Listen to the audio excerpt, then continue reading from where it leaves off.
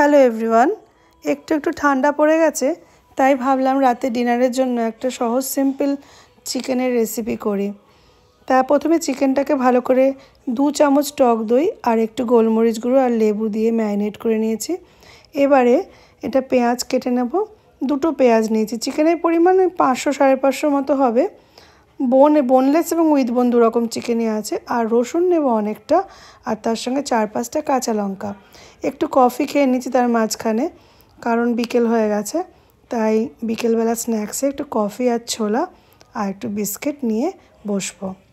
ওদিকে ম্যারিনেট করা চিকেনগুলো রেখে দিয়েছি, আর শুকনো কড়াইয়ের মধ্যে শুকনো লঙ্কা 3টে আর রসুন আর কাঁচা লঙ্কাটাকে একটু ভেজে নিলাম। এবার তেল আর 1 চামচ বাটার দিলাম, খুব অল্প পরিমাণে লাগবে।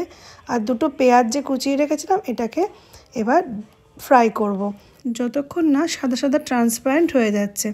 তারপরে ম্যারিনেটেড চিকেনটাকে দিয়ে দিচ্ছি আমি ননস্টিকের তাওয়াতে।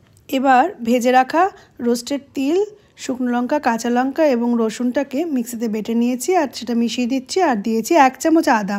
ভালো করে এবার স্প্যাচুলা দিয়ে চিকেনটাকে কষিয়ে নিচ্ছি।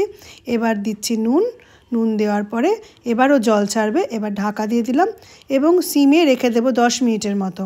ব্যাস 10 মিনিট পরে দেখছি সুন্দর চিকেনটা আমার সুসিদ্ধ হয়ে গেছে।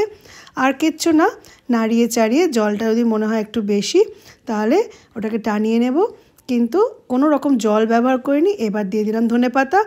একদম রেডি আমার রাতের ডিনারের জন্য ড্রাই চিকেন, একদম মশলা ছাড়া। তোমরা বাড়িতে ট্রাই করতে পারো, কেমন লাগলো জানিও।